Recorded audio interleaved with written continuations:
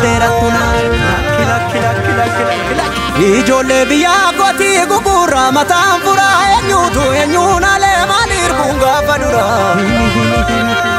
otoo birbirsee jiru maaltu faarsame jiree anin beeku guddaan gaaf. Akkam jirtu kabajamtootaa fi jaallatamtoota ilmaan Oromoo kan addunyaa irratti argamtanii egaa akkuma beekamu gidduu kana sagantaan Hacaaluu Hundeessaa addunyaa guutuu irratti kabajamaa jira yaadannoo isaa jechaadha. Nus biyya Faransaay magaalaa Paarisitti sagantaa bareedaa tokko qopheessinee turre. Sagantaan kun qophaa'uu isaatiif immoo warri gahee guddaa taphatan koominitii Oromoo biyya Faransaay fi qeerroo bilisummaa Oromoo Faransaaytu itti dadhabanii sagantaa kana nuuf qopheessan jechaadha. Hooggantuun koominitii Oromoo biyya Faransaay immoo yeroo ammaatti duuniyaadha. Addee duuniyaa. Egaa waamsa keenya kabajanii jaafii deebii kana nu wajjiniin gochuuf asitti argamuu keessaniif yookaan immoo argamuu keetiif haasaadhaaf akka nuti sirriitti baga nagaan dhuftan sin jechuu barbaada. Guutu atis baga nagaan dhufte. Baga nagaa wal argine egaa akkuma beekamu mariin keenya dura guutuu waldaa hawaasa Oromoo biyya Faransaay magaalaa Paarisitti argamuuti. Egaa isin immoo ayyamamtoota irratti kanatti nuti egaa marii keenya wajji gaggeessuudhaa fi yeroo isheen fudhattee argamuutti baay'ee gammanni galatoom jennaan yaadda. Galatoom duniyaa. Galatoom waan affeertanii. Egaa mee asumaan kallattiidhaan gara gaafii keenyaatti darbina. Duniyaan eenyu kan jedhu irraatiin kan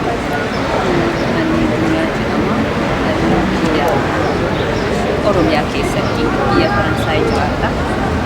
Biyya Faransaay irra dhufee waggaa 10 ta'ee jira. Duniyaan egaa biyya Faransaay dhuftee waggaa 10 olii biyya Faransaay keessa jiraatti. Dhalattuu Oromiyaatti yookaan Oromoodha. Gara biyya kanaatti egaa dhufteeti mee maal fa'aa argitee biyya Faransaay kana akkamittiin ilaalta? Biyyi Faransaay maal fakkaatti? Oromoodhaaf akkamitti? Biyyi Faransaay yoo itti hojjetan baay'ee gaariidha. Garuu bakkiin tokko jira Oromoon akka salphaatti arguu danda'u. Oromoon biyyi Faransaay guddaadha. Bakka hundatti faca'ee jira. Kanaaf Oromoo kana walitti akkamitti fidama akka jedhu yeroo baay'ee walgahii adda addaa irratti maadhee ture. Oromoon waan itti jiraate bakka hundatti hin dhufanii garuu bakki isaan dhufanii fagoo waan ta'eef akkamitti irratti hojjetama jedheetiin yaadaa ture. Biyya kanatti baay'ina isaanii adeema. Okay, so waan sanatti agam milkooftere? Ammaaf Oromoon biyya Faransaay haala gaarii irra jira jechuun wadhageettillee qaba. Akkuma isin jedhe biyya Faransaay aksesii miidiyaa Faransaay keessatti akka biyyoota adda addaatti baay'inaan hin qabu. Walii bilbilaatumaan walii namti gurgudaan argina akkasillee taanetiin ammallee waliigalteen keenyas ta'ee walitti dhufeenyi keenya akka jabaatu jedhee yaada. Keessattuu amma waggaa tokko ga'ee jira. Faransaay waliin isa hojjechuun jalqabe. Waggaa kana keessatti jijjiirama guddaa argama. Okay. Akkamittiin gara hawaasa Oromoo Faransaaytti makattee egaa waan kana irratti hojjechuu qabdeetu almost waggaa tokko naan jettee akkamittiin gara kanatti makatte? Yaada itti deebita. Mariin keenya kanatti gara hawaasaatti dabalu jalsi qaba. Mariin oolle qilleensa Oromiyaa fi qilleensa biyya Oromoo walitti fiduu hin dandeenyu. Biyyi keenya waan hundaafuu kamijaa'e yeroo tokko Awurooppaa keessatti gizee aduu ta'uu baay'ee nama guba. Gizee qorra ta'uu baay'ee namatti qorra. Yeroo tokko bizaaba keessa jirraa jedhee yaada. Oromiyaan immoo akkuma beektanii baay'ee namatti tola qorri isaallee ho'i isaallee kuni haala kanaan biyyi keenyaa fi Awurooppaa walitti dhufu. Garuu mootuu haala adda addaatti mootuu yeroo hundaa bakka hundatti negatiivillee ni jira, pozitiivillee ni jira. Haala jiruutti yoo ilaaltu mootuu Awurooppaan bareedaa, ikonomiidhaan, teknooloojiidhaan kana hundaan waan nurra jiraniif haala kanaan mootuu negatiivii isaan guddisne jechuudha. galatoomi duniyaa mee akkamitti ilaalta garaagarummaa biyya keenyaatii fi biyya kana keessumaayyuu karaa jireenyaatti? Nuti jechuun tokko miti beekanii jiruun biyya keenyaatii fi biyya Awurooppaa xiqqoo nu hafan jechuun karaa barumsaatiin illee ta'uu danda'a. Karaa baay'eedhaan waan hojjetuu qabnu hin jijjiiramnaa, hin guddataa, hin taraa jedhee yaada. Garuu nu hafa hin akkama. Si deebisee jira galatoomi. Galatoomi duniyaa waan gaaffii obboleessa koo guutuu sirnaan deebistee fi mee hagamidha gaaffii kun silaattan si deebisaa ta'e jechaadha. Eega gara hawaasa kanaatti dhuftee hojii kana eegaltee waggaa tokko guuttee jirta. Du'a wareegama Haacaaluu Hundeessaa waggaa darbee irratti fakkaata. Eenyutu bu'uura sii ta'e gara kanatti as dhufuudhaaf maaltu immoo sababa sii ta'e? Jechuun erga akkuma isin jedhe erga hawaasa biyya kanaa argee biyya kanaa argee jedhee xiqqoo dadhabbii immoo akkamitti akka hojjennu muuxannoo beekuu qabachuu danda'a jechuun kominikeeshinii adda addaa illee qabu saniif ta'a. Namoonni kilinikii duraallee baay'ee qaaraa turanii ni beeka. Garuu taa'uu hin dandeenye haala sana akkamitti murteessina uummata aazii kana akkamitti isaan qarqaarra ka jedhu irraan kan ka'e sanirratti qorannaa adda addaa hojjetaa osoo jiru jechuun waraqaa gurmuufneetiin ijoollee adda addaa waliin gurmuufnee waraqaa hayyamaa baafannee osuma isarratti hojjetaa jirru akka tasaa ta'eetiin Haacaaluun boolla keenya du'e sababaa saniif immoo waraqaan sun harka ture sababaa kanaa ta'eetiin uummata kanaan wanna argisiise Haacaaluu Hundeessaa goota keenya isa dhabuudhaan Oromoo walitti haasoftuu haala adda addaa irratti Oromoo walitti sanarratti sammuu irraa qabuudhaan Oromoo walitti dhufeenya danda'ee jechuudha. Akkuma isiniin jedhe kan bu'uura naa ta'e baay'ee jechuun Oromoon bakka hundatti ijaaramee jira, baay'inaan ijaaramanii jiranii. Hunduu in tattaafataa Oromoo biyya kanarratti akkamitti hojjenna jedhanii in tattaafatanii akka koominiitiitti illee jiranii, akka qeerroo adda bilisummaa Oromootitti illee jiranii, akka amantaatitti illee ijaaramanii jiranii. Garuu Oromoota kana akkamitti walitti fidnee tokko goonaa ka jedhuutu yaada biyya keessa waan jiruuf saniif isaan bu'uura naa ta'ee wal gurmuun isaanii suni ani akka walitti qabuuf karaa naa bane jedhee yaada. Sana dura wanti tureera oduu qeerroon bilisummaa Oromoo eega ijaaramanii waggaa 2 darbee jira. Almost waggaa 3ffaadha. Koominitiin Liyoonis eega ijaaramaniiti waggaa 4 waan akkasiiti. Sana dura immoo koominitiin warri tokko gara waggaa 7 ta'u eega ijaaramanii garuu mee sana keessa moor bu'uura naa ta'eera yookaan Oromummaa kana gara kanatti na harkiseera kan jettu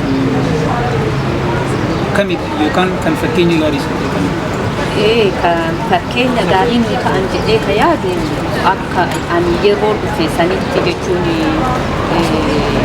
du'a Haacaaluu Hundeessaatu walitti nu fide yeroo dhufe sanitti ijoolleen hojjetaa jirtu akka qoreetti walitti qindaa'anii qeerroo adda bilisummaa Oromootu isaantu walitti qabee uummata kana haasa'aa turanii hojjetaa turanii walumaa galatti ka isaanii santu biyya dhufe jedhee yaadaan biyya maaliif ani yeroo dhufu sanitti eenyu akka ta'e addaanillee hin beeku garuu isaan akka qeerrootitti akka waldaa tokkootti ijaaramanii jiran malee waan baay'eetti seenuuf jechuun wantoota administraatiivii kanaan wal qabatee godhuuf hin qaban tureyyuu ani waan san qabuuf Oromoo tokkummaa kan keessa sababa sanii seene kara biyyaan san abdi achi gaafattee xiqqoo si waa duniyaarraa waa baruun barbaada. Duniyaa waldichi yookaan immoo saganteeffamni hundeeffama dhaabbii keessan qoree humaayin beekamtii isaa guyyaa dhuma du'aatii caalchisuu Oromoo biratti baay'ee beekamee atis achirratti ibsitee kana booda yaadda'inaa nuti waan hunda qopheessaa amma sadarkaa ajandaalee gurguddoo biyya kana keessatti hiriira waamichaa fakkeenyaaf wantoota akkasii Oromoon immoo bo'ichaan bakkeetti ba'uu qabee walitti dhufuu dadhabee yeroon sun yeroo akkasii ture dhugaa dubbachuuf jechuudha. Dhugaa soba hin qabne. Egaa atillee immoo dhuftee hawaasa bo'icatti jiru sana bakkee sana duraan anu eenyummaan si quban qabu nuti sana dura sin beeku.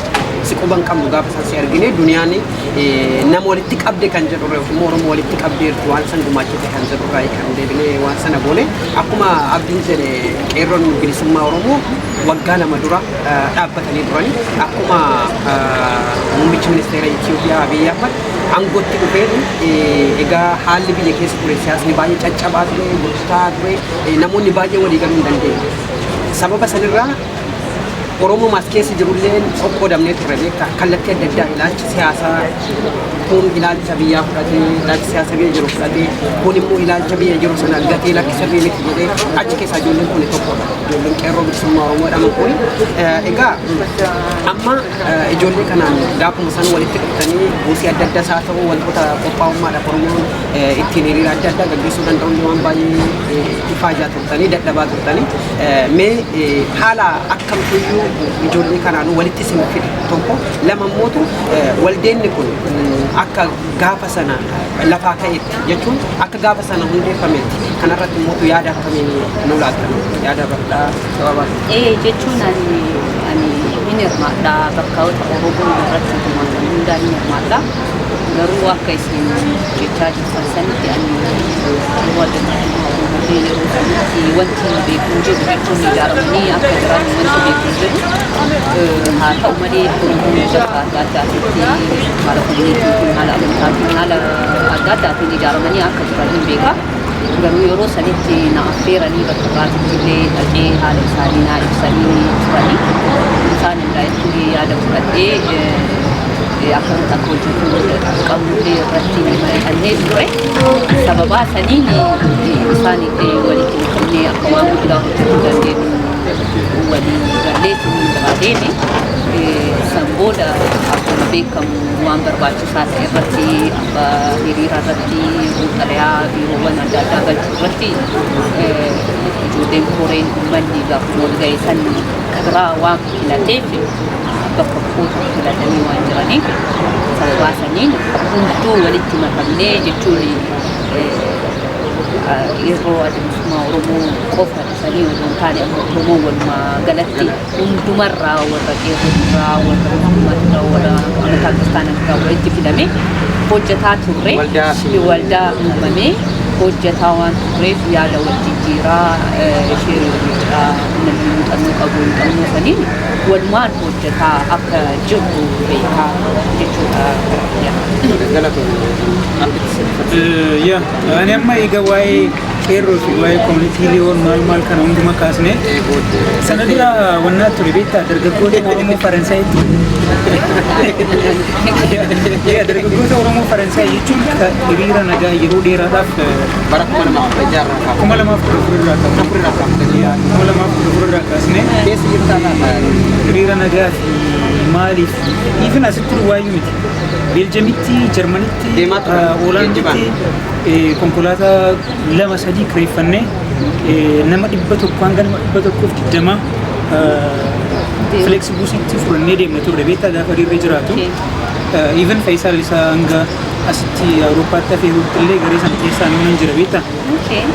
So waan sana beektaa turte kubbaa qabda turte walga'ii waan sana irraa ani jechuun odeessa beektaa yeroo baay'ee waan tokko argitee qofaa miti kan inni ilaaltu waan seenarrallee hubatu tokkotu jira garuu dhageettii gurra namoota baay'eerraa qilleensi ni facaasaa akka gurmaa'inni yeroo sana ture xiqqooshii cufuu keessan qilleensi badallee naa jiraatu garuu badiinsi sun amma lafa gaatee kan facaane beektaa amma danda'ame tokko Oromoon gamtaa gurmuu tuutni keenya baay'ee illee beektaa amma dhufta nama soddoma nama shantamaa kana odoon taane maaliif ijoollee dhuftu walumatti madaqsana ijoollee dhuftu ofumatti madaqsana waan ta'eef nuti gaafa hiriira nagaa fa'aa baanu nama 500 fa'aa hiriira nagaa baanu.